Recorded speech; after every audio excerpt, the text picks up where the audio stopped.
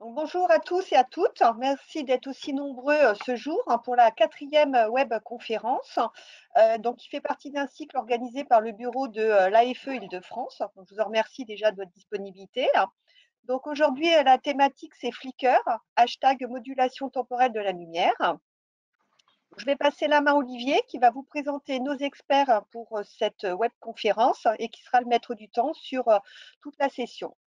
Donc cette web conférence donc, sur le thème, donc nos experts qui vont nous présenter cette web conf, donc le professeur Georges Izis de l'Université de Toulouse, qui est présent avec nous, le docteur Christophe Martinson du CSTB, et on aura le point de vue industriel représenté par la société Tridonic à travers Ludovic Volz, ici présent. Je laisse la main à Georges pour avancer sur la webconférence. Georges, c'est à toi. Merci Olivier, vous m'entendez? C'est bon? Très bien. On fait comme vous savez, les sciences de spiritisme, esprit, es-tu là, esprit, tu m'entends? Voilà, donc c'est bon, ça marche. Bien, donc je vais commencer par remercier les organisateurs de m'avoir invité à cette table ronde virtuelle, quelque part où on va essayer de vous expliquer quels sont les mystères cachés derrière des néologismes du style TLM, TLA, Time Light Modulation, Time Light Artifacts, Flickr, ou en bon français, scintillement de la lumière, etc., ou en bon occitan, Kesako. Donc, je vais essayer je vais vous donner ici quelques notions de cette nomenclature. Comme ça, on aura tous le même langage et ensuite, mes collègues entreront beaucoup plus dans les détails. Donc, slide suivant, s'il te plaît, Olivier. Bien, donc, en fait, jusqu'à aujourd'hui, souvent, quand on parlait de fluctuations de la lumière ou de variations de la lumière, on utilisait plus ou moins le terme scintillement, flicker, etc. Il se trouve que finalement, le scintillement, ce n'est qu'un effet, donc parmi d'autres que nous pouvons rencontrer dans cette anthologie de phénomènes gênants que nous pouvons avoir avec les sources de lumière. Donc en fait, la nouvelle terminologie qui est adoptée, c'est le TLM, la modulation temporaire de la lumière, qui est en fait la cause de différents phénomènes, donc qu'on va appeler les TLA, les Temporal Light Artifacts, qui sont plus ou moins observables donc par l'usager et ils peuvent être gênants, voire dangereux, ou dans certains cas, pas trop observables, mais ils sont là. Alors, en fait, la modulation temporelle de la lumière, comme Ludovic va vous l'expliquer plus tard, elle est essentiellement liée aux variations de l'alimentation. En fait, c'est quelque chose qui existe, je dirais, dès le commencement. Si vous prenez une lampe à incandescence et vous prenez un détecteur très rapide et vous regardez la variation de sa lumière, vous allez vous rendre compte qu'il y a une variation de la lumière à une fréquence double de la fréquence du réseau, à 100 Hz.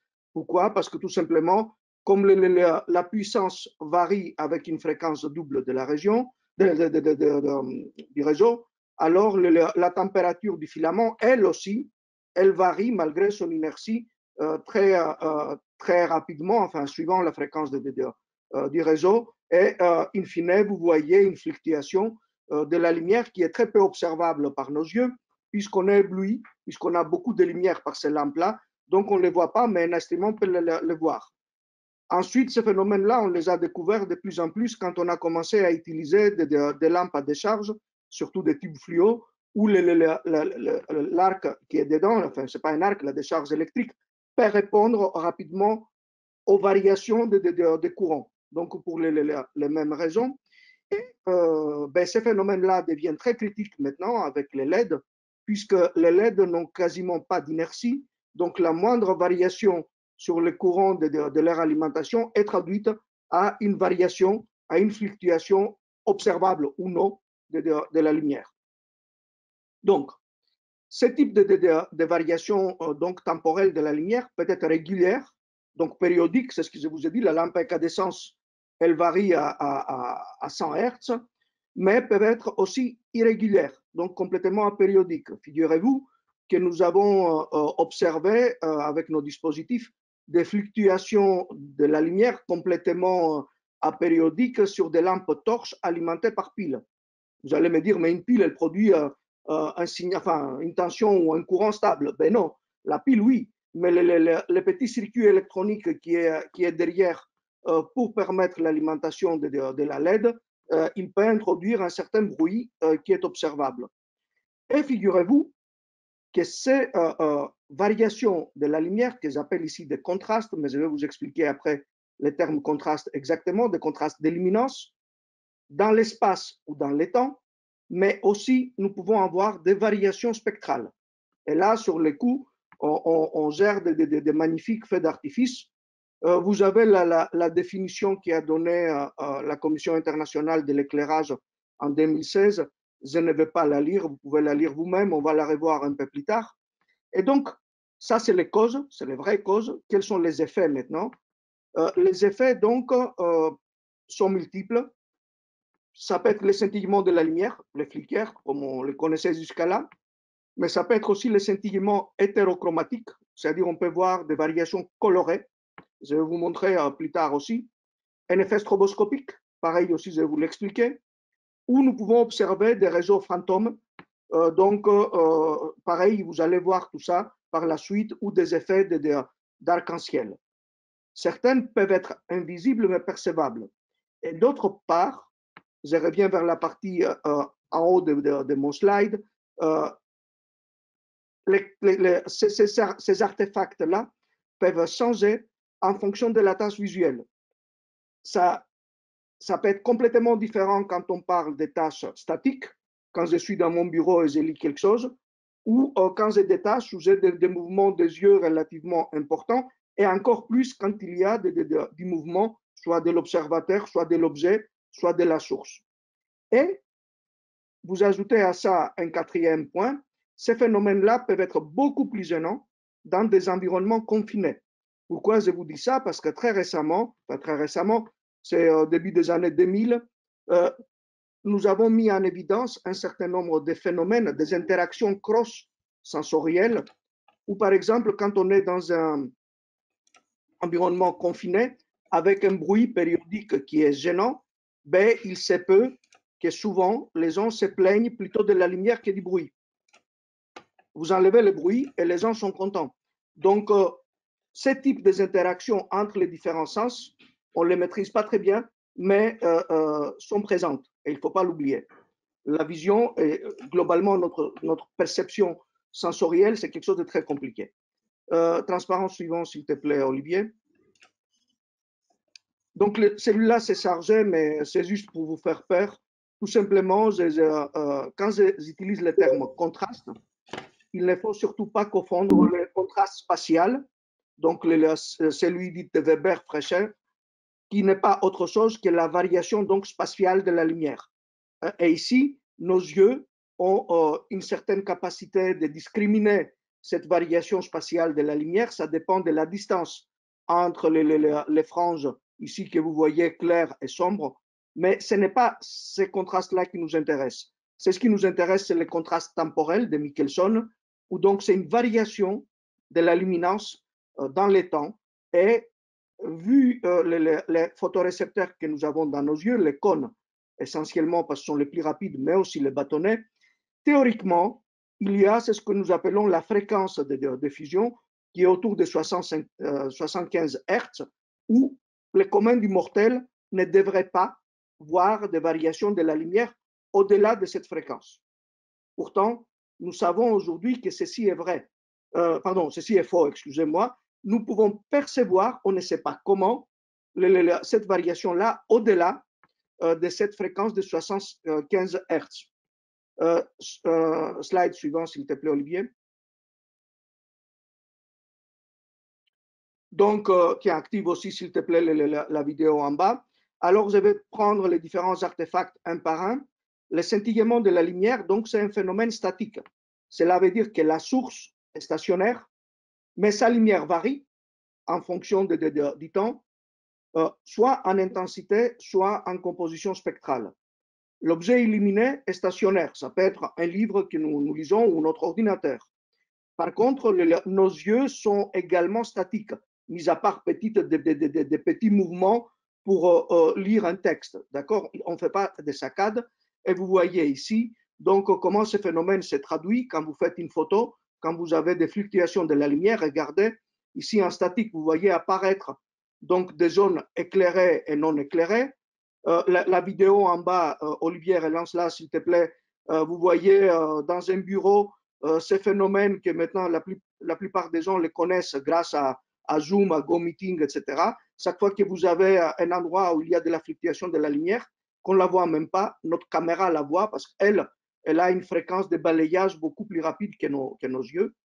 Et ici, vous voyez un phénomène chromatique difficile à expliquer exactement pourquoi, mais c'est exactement ce que je voulais vous montrer. Vous voyez, il y a des variations spectrales dans le temps qui ont été immortalisées par une photo. Vous voyez un petit arc-en-ciel ici. Je ne suis pas capable de vous dire, probablement, ce sont des vieux tubes fluo qui étaient en fin de vie et probablement il y a des papillotements au niveau des électrodes qui impliquent cette variation spectrale. Mais je ne mets pas ma main à couper, c'était juste pour vous le montrer. Encore une fois, le scintillement est défini par l'ISC et par la CIE. Vous voyez, c'est l'impression ou la perception, moi je préfère le terme perception, de l'instabilité visuelle induite par un stimulus lumineux dont la luminance ou la distribution spectrale fluctue dans le temps. Jusqu'à là, les deux définitions sont identiques à un mot près, sauf que la CIE ajoute quelque chose qui est fondamental, et ceci pour un observateur statique dans un environnement statique.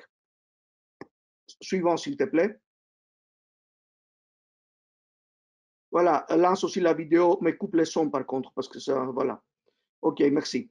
Donc, l'effet stroboscopique, vous le connaissez tous, c'est un effet donc visuel qui est lié au fait quand vous avez un objet qui bouge, si vous l'éclairez par à coup, ben, vous pouvez le voir parfois statique ou même vous pouvez le voir changer de direction. Regardez les roues des camions qui sont filmées par une voiture. Vous avez l'impression que la partie extérieure tourne dans un autre sens que la partie intérieure. Ça, c'est un effet stroboscopique qui est lié. Ici, évidemment, c'est la caméra qui le singe parce que la caméra scanne, fait X images par seconde et c'est lié à ça. Mais si vous avez les papillotements de lumière, vous allez voir exactement le même phénomène. Même, vous pouvez voir l'effet complètement, enfin, la roue complètement statique. Et évidemment, ça peut induire des dangers parce que si vous pensez que l'objet est statique et vous mettez le doigt dedans, ça va faire mal. Pareil aussi, regardez ici, si vous bougez un objet, vous ouvrez vos doigts et vous les bougez devant une source de lumière qui fluctue, vous allez voir des instantanés, comme vous voyez ici sur ce graphique-là. Donc, en fait, pour l'effet stroboscopique, la source de lumière est où l'observateur est où l'objet bouge.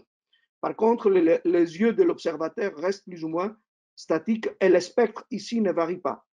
Transparent suivant.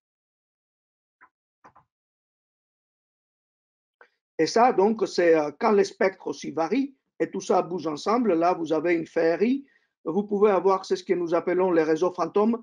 Regardez ici, la voiture qui recule, qui est filmée ou qui est vue. Mais ça, c'est un phénomène que vous pouvez le constater aussi quand vous avez une voiture qui a des faits stop à LED, qui freine et qui bouge. Parfois, vous voyez des images segmentées dans l'espace ici. Pareil aussi, quand vous filmez une route, regardez, vous avez l'impression de voir des trucs statiques qui n'existent pas.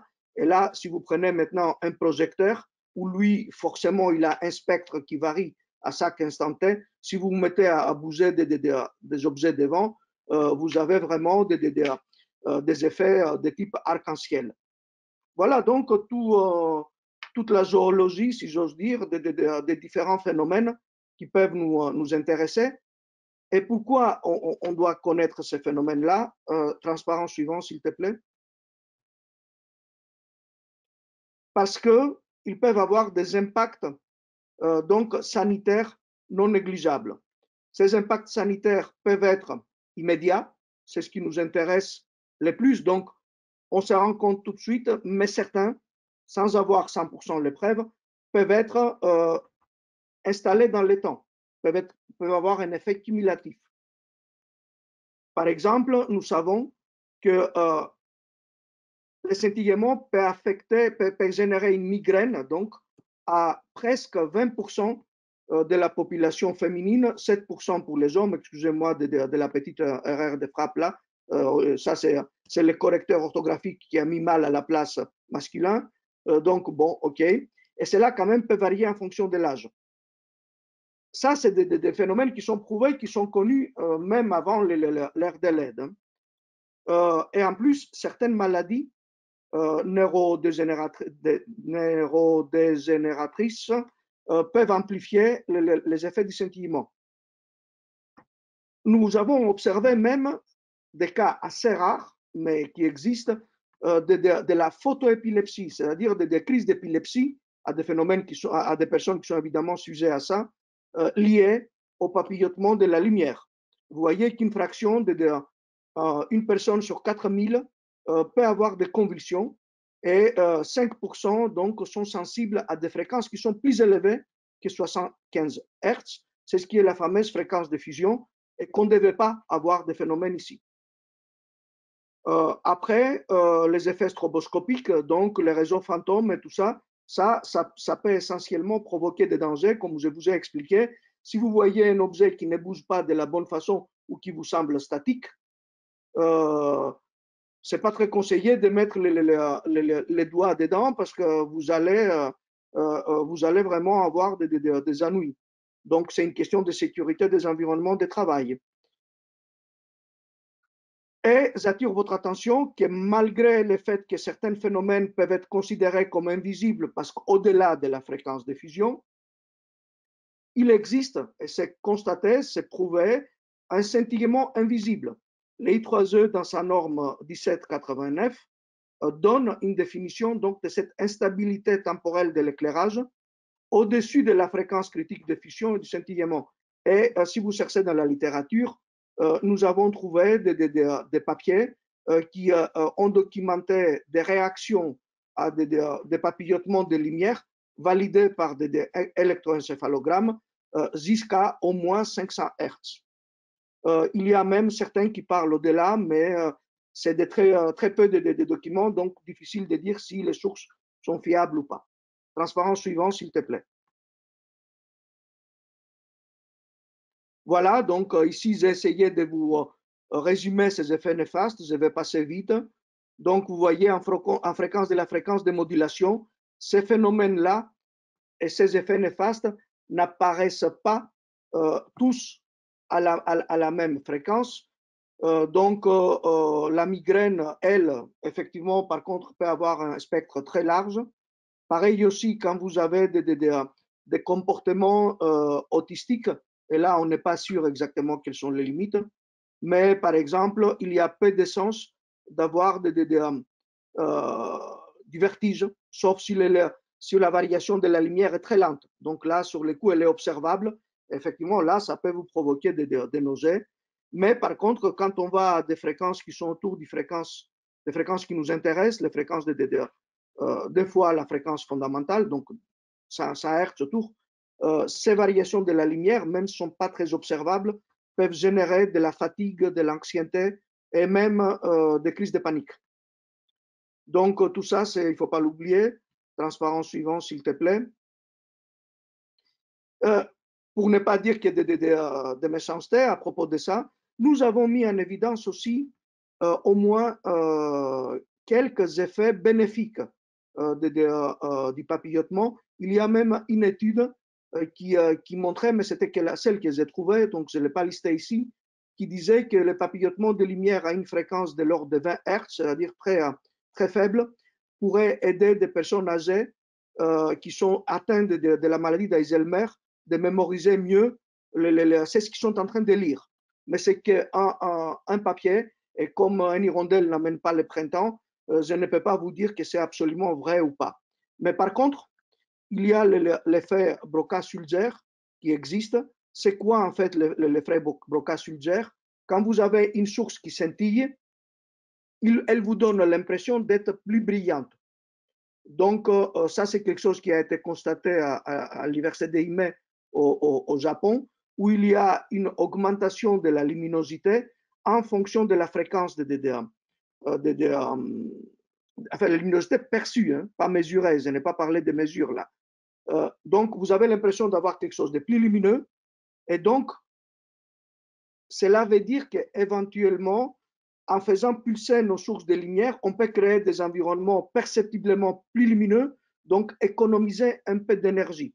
Bon, c'est à vérifier, hein, c'est apaisé, mais enfin bon, je vous le montre quand même. Ça n'empêche quand même qu'une expérience donc des Américains, l'Institut Polytechnique de Rensselaer à Troyes aux États-Unis, pas en France, il a soumis des cobayes à des différentes conditions de papillotement avec différentes profondeurs de flickers, ça c'est l'ancienne métrique, mais l'étude est relativement ancienne. Et vous voyez par exemple que dans certains cas, la majorité des cobayes étaient contentes, beaucoup plus contentes avec des environnements où il y avait un certain papillotement et pas dans des environnements sans papillotement. Suivant, s'il te plaît. Encore une fois, il faut faire attention entre la détection, la mesure et l'acceptabilité. Ici, je vous montre les résultats aussi des Américains qui montrent en fait qu'en fonction de la fréquence et de la profondeur, ça sont les anciennes métriques, nous pouvons visuellement détecter ou ne pas détecter les effets stroboscopiques. Ils ont même donné une approximation mathématique. Ici, on les détecte et après, ils ont posé la question aux cobayes, est-ce que vous l'acceptez ou pas? Et vous voyez que même l'acceptabilité peut changer avec la fréquence et le pourcentage de flickers. Et pareil, ils ont donné une approximation mathématique. Transparent suivant, et c'est mon dernier. Donc, nous, à Toulouse, nous avons fait aussi quelques tests et nous, on a mis un paramètre de plus et vous montrer la complexité. Nous, on a fait varier la fréquence de papillotement, mais on a envoyé des impulsions et on a changé les rapports cycliques, c'est-à-dire les largeurs des impulsions pendant les temps où les lampes étaient on ou off. Et en fait, on a découvert des trucs très intéressants. Si vous mettez ici les rapports cycliques et la fréquence et vous prenez les réponses des personnes en vous disant ce papillotement-là, il est acceptable, celui-là, il est acceptable, celui-là, il n'est pas perceptible, donc situation confortable, mais on s'est rendu compte qu'il y a des îlots qui apparaissent pour lesquels, ici, par exemple, les gens se sentent parfaitement de façon confortable, ce qui recoupe un peu les expériences des Américains. Donc, je pense que effectivement, autant il faut bannir absolument le papillotement des lumières dans certaines conditions, peut-être il y a encore des choses à étudier et il y a peut-être certains cas où le papillotement pourrait être bénéfique, pourrait servir. Je ne sais pas, hein, ça ce n'est pas parole d'évangile, c'est une suspicion, mais je pense que la recherche au niveau du papillotement des lumières a des beaux jours devant lui. Voilà, voilà donc moi j'ai posé les bases, je vous ai expliqué qu'est-ce que c'est le papillotement. Si vous avez des questions, c'est pour tous à la fin, donc vous pouvez déjà les poster sur le chat. Et donc là, je vais passer la main à Christophe Martinson, qui lui, il va vous parler comment nous quantifions ces papillotements et il va plus loin. Voilà, merci. Je coupe ma caméra et mon micro. Merci beaucoup, Georges. En effet, on aura une session de questions sur la fin où chacun aura son libre temps de parole. Christophe, si tu veux, c'est à toi. Eh bien, merci et merci à l'AFE pour l'organisation de ce webinaire. Donc, moi, je vais vous parler dans la suite de ce qu'a dit Georges, surtout des indices et des normes, parce que tout ça, ça a beaucoup changé. C'est vraiment ces 2 ou 3 dernières années. Et il y a aussi une nouvelle réglementation. Alors, tu peux enchaîner, hein, Olivier. le slide suivant. Pour faire le lien, la transition avec les effets sanitaires qui ont été présentés par Georges, je voulais mentionner que l'ANSES, donc l'Agence nationale de sécurité sanitaire, dans son rapport de 2019, a étudié et a validé l'existence d'un certain nombre d'effets.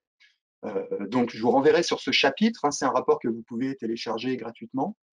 Et il y a tout un chapitre qui est intéressant parce qu'il essaye d'évaluer le niveau de preuve de chaque effet. Donc, les effets ici de papillotement, d'effets stroboscopiques, d'effets de réseau fantôme sont vraiment avérés.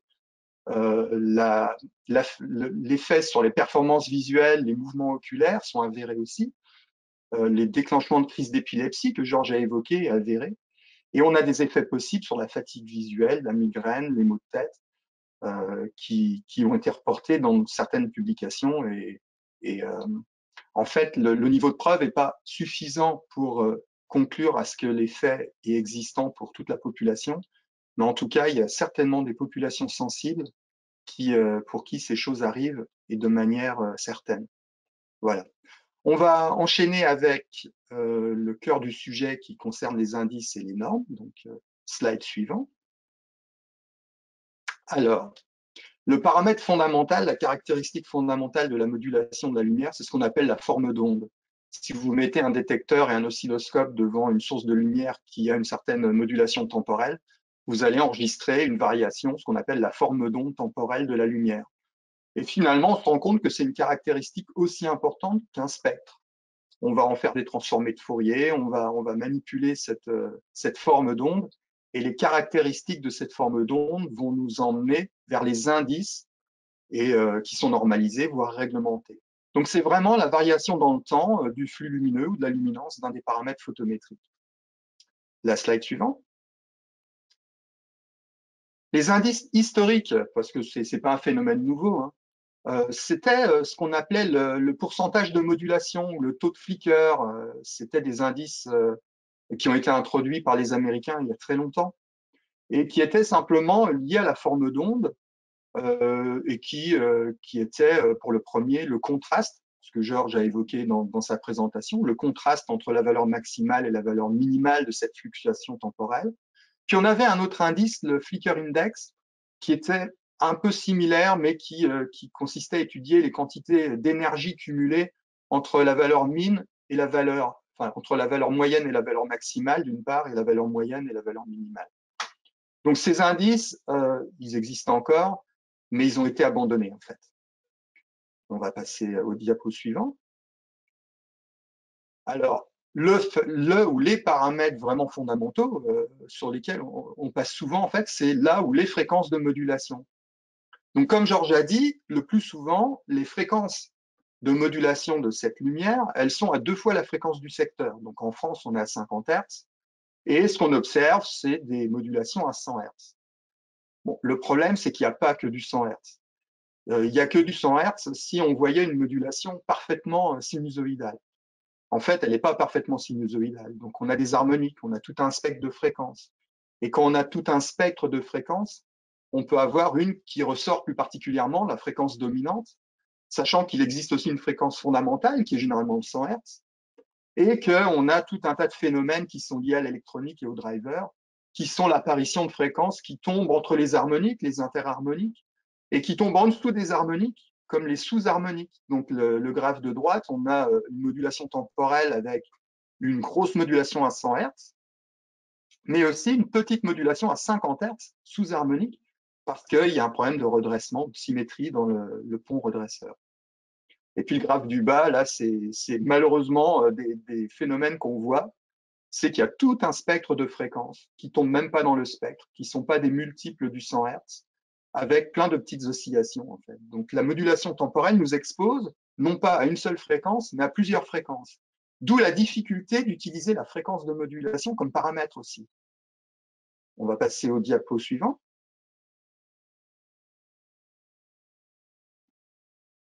Donc ça, ce graphe, c'est purement mathématique, on va vite passer dessus. Ça vous montre qu'en fonction de la forme de cette modulation temporelle, on a différents contenus fréquentiels. Donc si vous avez une forme d'onde parfaitement sinusoïdale comme la dernière tout en bas, vous avez une seule fréquence, un seul bâton à la fréquence F. Mais dans la vraie vie, on a des formes d'ondes qui sont très différentes et qui ont tout un spectre de fréquences, donc plein d'harmoniques dans le meilleur des cas, avec tout un tas de parasites dans les cas réels. Diapo suivante.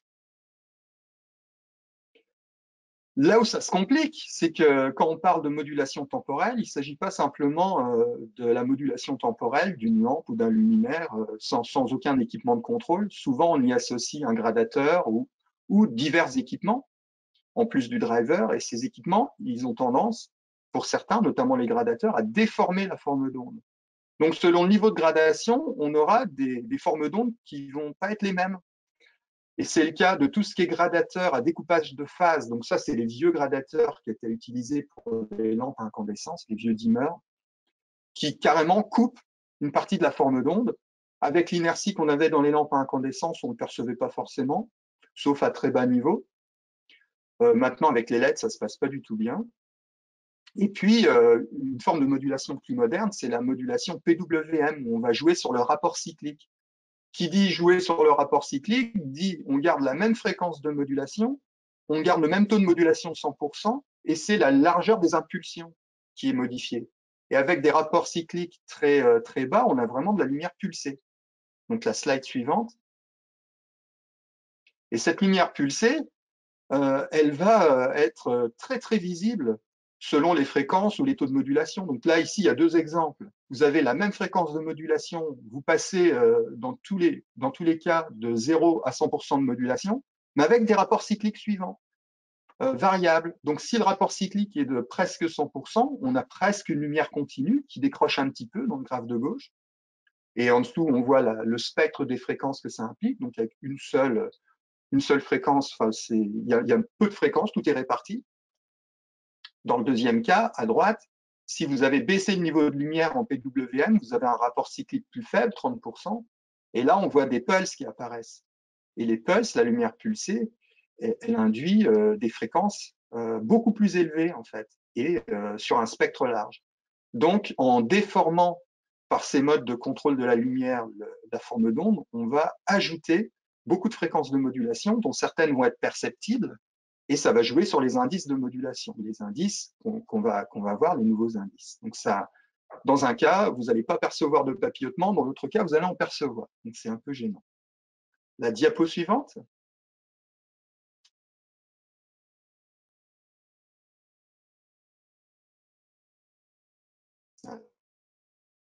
Voilà. Alors, ce qui était sympathique avant l'arrivée des LED, c'est qu'on pouvait relativement prédire les niveaux de modulation temporelle. Pour les lampes à incandescence, on avait toujours une petite modulation de quelques pourcents qui était due à l'inertie du filament et aussi du globe de verre qui l'entourait. La lampe fluo compacte, elle avait des pourcentages de modulation un peu plus élevés, mais relativement reproductibles. Diapo suivant, on va voir sur la diapo suivante que pour les LED, la LED étant un composant très rapide, comme on le verra après, selon la technologie d'alimentation de cette LED, on a des énormes variations de modulation temporelle. On a beaucoup de lampes en fait qui n'ont pas du tout de modulation temporelle, donc des LED qui sont alimentées en courant continu, sans résidus. On a un flux complètement stable, pas de modulation. Et puis il y a d'autres LED un peu plus problématiques avec beaucoup de fréquences, beaucoup de modulation temporelle, parce que justement, elles sont alimentées avec un courant qui n'est pas parfaitement redressé, où il y a un résidu assez important de composantes alternatives. Donc, ce qui caractérise la technologie LED en éclairage, c'est qu'on a une grande variabilité de cette modulation temporelle. D'où la nécessité d'apporter des nouvelles normes et de réglementer aussi. Parce qu'on ne pouvait pas savoir ce qu'on achète. La diapo suivante.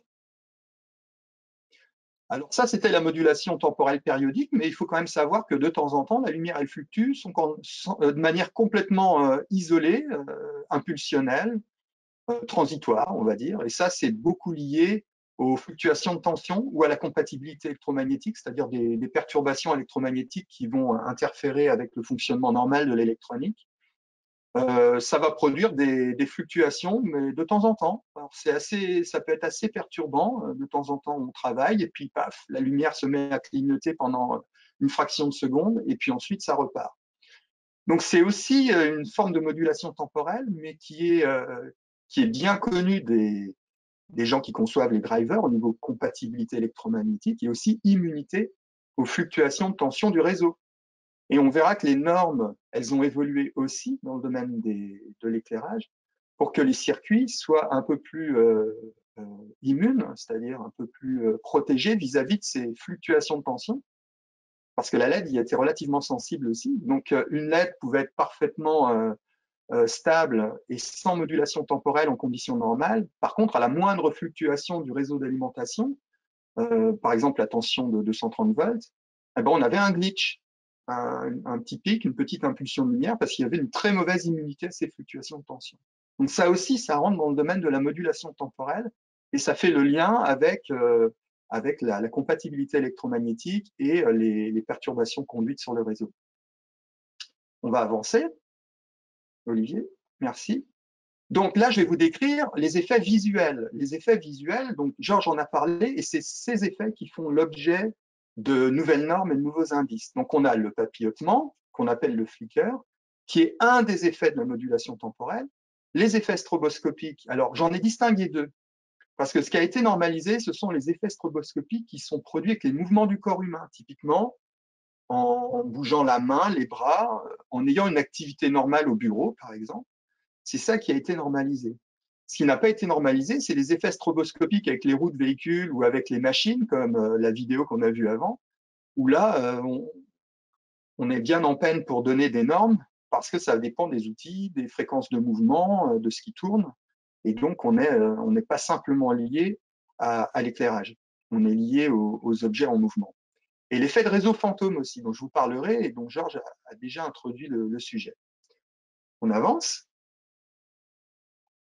Alors, le papillotement, c'est ce qu'on perçoit en conditions statiques. Effectivement, on voit la lampe qui est pas stable. Alors, l'indice normalisé, il s'appelle PST-LM. Donc, on ne va plus parler de taux de modulation, de fréquence de modulation. Par contre, si on trace la courbe de sensibilité de cet indice PST-LM, en fait, c'est la courbe de sensibilité du système visuel au niveau des contrastes temporels. Dans certaines conditions normalisées, on voit qu'elle a un maximum un peu en dessous de 10 Hz, où là, c'est vraiment la fréquence où on est le plus sensible au clignotement. Et puis, ça baisse vers 50, 60, 70 Hz. Donc, la limite s'appelle la fréquence critique de fusion. Encore une fois, il y en a plusieurs selon les niveaux d'éclairement, selon la taille de la cible qui clignote. Donc, on est dans des conditions normalisées. Donc, il y a 3 normes. Et la norme qui est la plus récente, c'est la norme internationale IEC, qui est en fait un guide technique et qui va définir précisément cet indice PST-LM. On va avancer. La diapo suivante. Donc, le principe de calcul du PST-LM, il est détaillé dans la norme IEC. C'est simplement un algorithme mathématique qui va reproduire la fonction de sensibilité de l'œil humain dans certaines conditions. Donc, avec des fonctions de réponse en fréquence, avec des filtres passe-bas et avec une évaluation statistique. C'est ce qu'on appelle d'ailleurs le flickermètre. Et le flickermètre, il existait déjà dans le domaine de la compatibilité électromagnétique.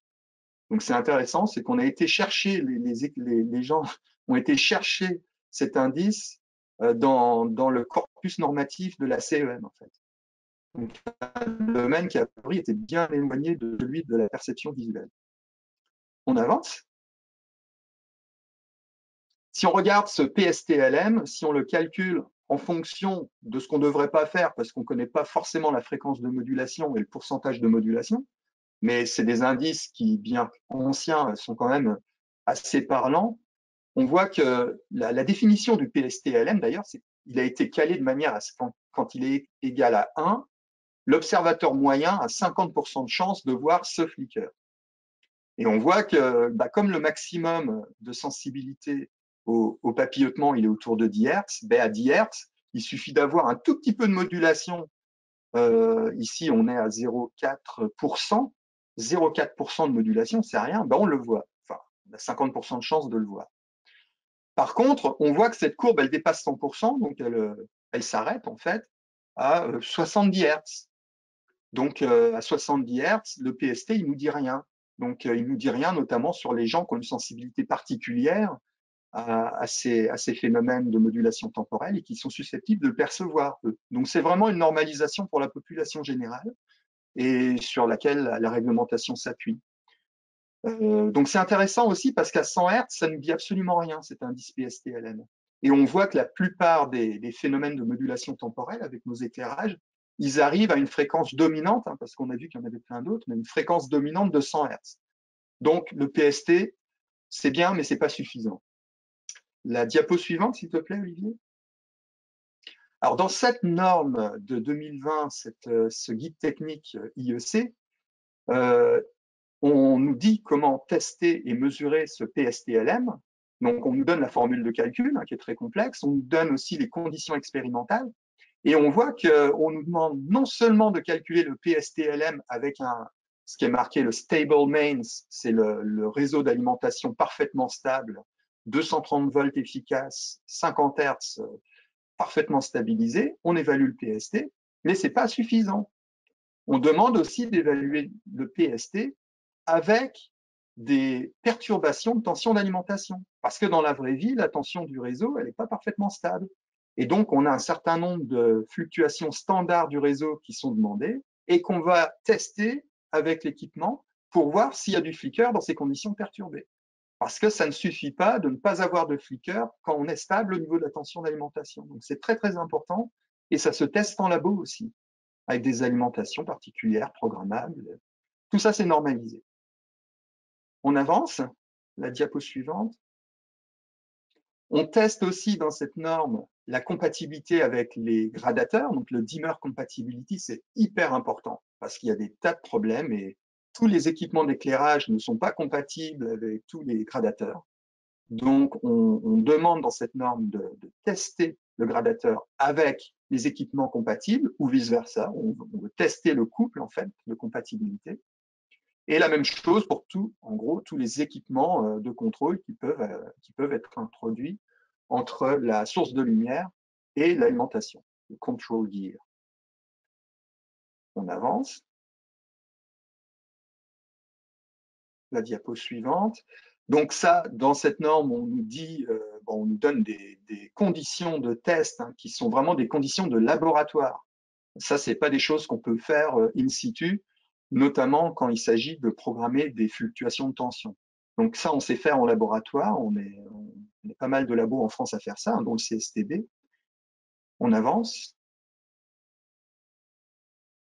Et ces fluctuations de tension sont normalisées avec certaines fréquences, donc elles sont programmées dans des équipements spécifiques de laboratoire, encore une fois. Donc on sait introduire en laboratoire des fluctuations de tension qui sont destinées à tester le flicker.